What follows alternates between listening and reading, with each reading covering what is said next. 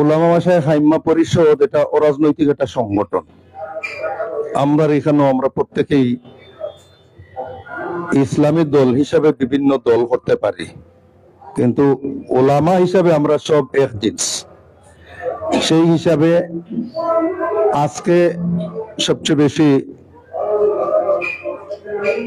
বর্তমান যে বাংলাদেশের মধ্যে আজকে একটা পত্রিকায় দেখলাম, সবচেয়ে বেশি আনন্দ লাগে এটাই, পত্রিকার হেডিং শিরোনামের মধ্যে লেখছে যে শয়তান ধরা হবে।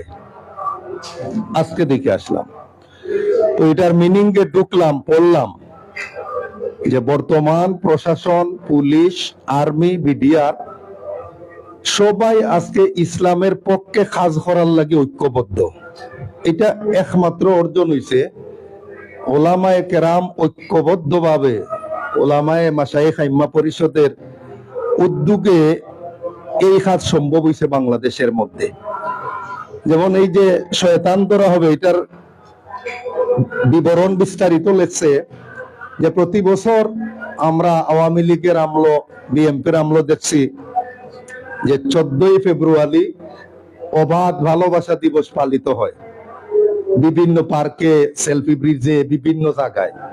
কিন্তু আজকের এই বিষয়টা পড়িয়া মনের ভিতরে এত আনন্দ হইছে যে আজকে সারা বাংলাদেশের উলামায়ে কেরাম যে যে দল ইসলামী আন্দোলন করেন, কিন্তু সব দল ঐক্যবদ্ধ ভাবে এই দেশে কোরআনের দেশ, আলিমদের দেশ, ইসলামের দেশ বানানোর জন্য সব ঐক্যবদ্ধ ভাবে ওলামায়ে মাশায়েখ আইম্মা পরিষদ কার্যক্রম চালিয়ে যাইতেছে।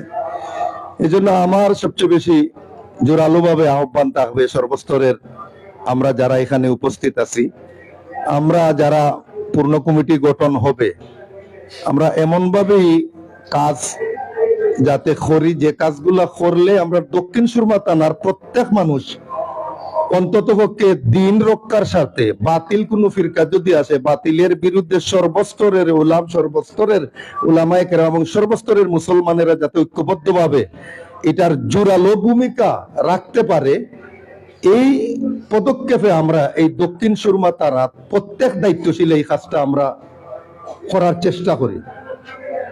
আসলে আমরা প্রত্যেকেই কিন্তু নিজ নিজ দায়িত্বশীল। আলা কুল্লুকুম রাই ওয়া কুল্লুকুম মাসউলুন আন রাইয়াতিহি। আমি আমার ব্যাপারে, আমার পটির ব্যাপারে আমি দায়িত্বশীল।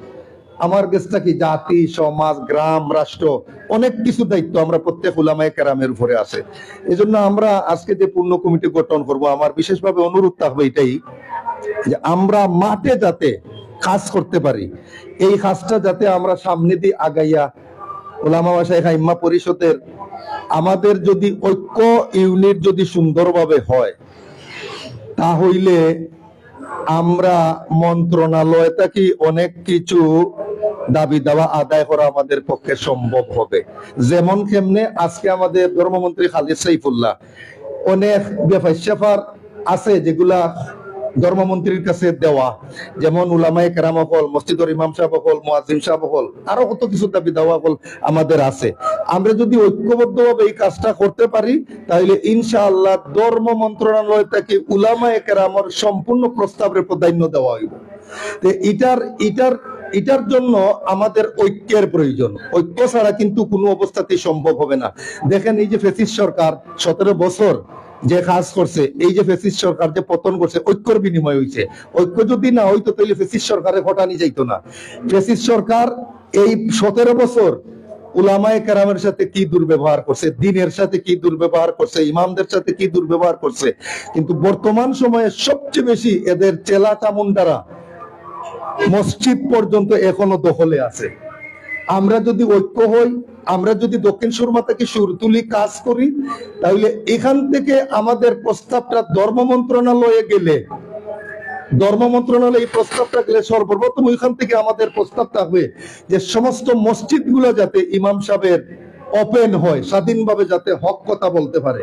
কিন্তু তার এই সরকারের আমলে আমাদের এই বাংলাদেশে যে অবস্থা হয়েছে এটা তো জাতি সব জানে। কিন্তু এই ক্লান্তি লগ্নে এখন আমরা কোনো দলাদলিত না গিয়া, আমি জমিয়ত করি, আপনি খেলাফত করেন, কোনো অসুবিধা নাই, কিন্তু উলামায়ে জিন্স হিসাবে তো আমরা সব। এর লাগি আমরা প্রত্যেকেই নিজ নিজ যে যে দায়িত্ব আমরা বহন করবো, আমরা এইভাবে কাজ করতাম যে যাতে দক্ষিণ সুরমা উলামা মাশায়েখ আইম্মা পরিষদ একটা বিপ্লব পরিবর্তন করতে পারে যে কোনো সময় যে কোনো মুহূর্তে। আমরা পদ লইয়া বইলাম কিন্তু আমাদের চর্চা হইল না, বিপ্লব গড়াইতাম পারলাম না। আজকে এক জায়গায় এমন একজন ইমাম সাহেব হ্যাঁ প্রতিপন্ন হইলা, কিন্তু তাই বিধিসম্মত, তার কোনো দোষ নাই, হওয়ার কোনো জায়গা নাই। আমরা এই উলামা মাশায়েখ আইম্মা পরিষদ এখান থেকে আমরা যে ইমাম সাহেব, যে মুয়াজ্জিন সাহেব, যে মসজিদের মাঝে নির্যাতিত হইবা, আমরা এই উলামা মাশায়েখ আইম্মা পরিষদ পদক্ষেপ নিব। এটা হলো তার মূল লক্ষ্য। আর উলামা মাশায়েখ আইম্মা পরিষদ এটা অরাজনৈতিক সংগঠন। যেভাবে হেফাজতে ইসলাম দুনিয়ার সব মানুষ হেফাজতে ইসলামে যোগ দিতে পারবো, কেন তার ঈমান, ইসলাম, দেশ সার্বভৌমত্ব বাঁচাইবার লাগে, ঠিক তদ্রুপ উলামায়ে মাশায়েখ আইম্মা পরিষদ এটা অরাজনৈতিক সংগঠন। এটা আমরা মুসলমান হিসেবে প্রত্যেকের দায়িত্ব, আর বিশেষ করে আমরা যারা আলিম উলামায়ে কেরাম, আমরার কাছে কিন্তু জাতির অনেক দায়িত্ব আছে আমাদের উপরে। আমরা এগুলো যাতে সুন্দরভাবে অন্তত পক্ষে এই দক্ষিণ সুরমা থানারে এমন একটা মোটিফাই করতাম যাতে কোনো বাতিল মাথা জানা দিয়া দক্ষিণ সুরমা উঠতে না পারে, এবং কোনো আলিম, কোনো মিয়া সাহেব, কোনো ইমাম সাহেব যাতে কোনো হে প্রতিপন্ন না হইতে পারেন, এই ধরনের একটা বিধি ব্যবস্থা আমাদের কার্যক্রমের মধ্যে ইনশাআল্লাহ আমরা দেখতাম চাই। এই উদ্যোগে কিন্তু এই উলামা মাশায়েখ আইম্মা পরিষদ গঠন করা, আর কোনো লক্ষ্য উদ্দেশ্য না।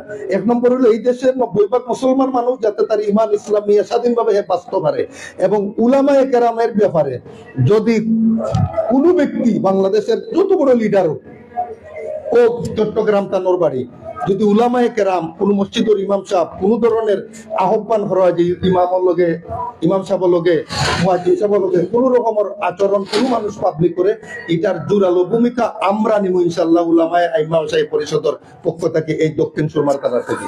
এখানে হলো আমার বিনীতভাবে অনুরোধ। আর সর্বোপরি যে শেষ কথা যেটা, এটা হইলো আমরা ওই যে আজকে দাওয়াত দিছি, প্রায় তো মনে হয় 30 জনের দাওয়াত দিছি আমি, ফোনের উপরে ফোন, আমি নিজে গেছি, প্রত্যেকের গেছে, কিন্তু প্রত্যেকের নম্বর আমার কাছে আছে।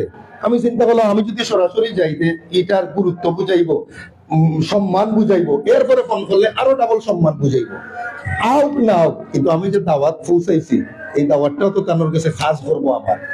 এর লাগে আমরা গেছে ওখানে অনুরোধ, আমরা যে যে দায়িত্ব নিব, দায়িত্ব বড় জিনিসটা আমরা খাস করতাম, ওখান তো হইলো আমার সবচেয়ে বেশি অনুরোধ। আল্লাহ পাক আমরা সবরে উলামায়ে আইম্মা মাশায়েখ পরিষদ সুন্দরভাবে পরিচালনা করার তৌফিক দান করুন। আখিরু দাওয়ানা আলহামদুলিল্লাহি রাব্বিল আলামিন। আসসালামু আলাইকুম।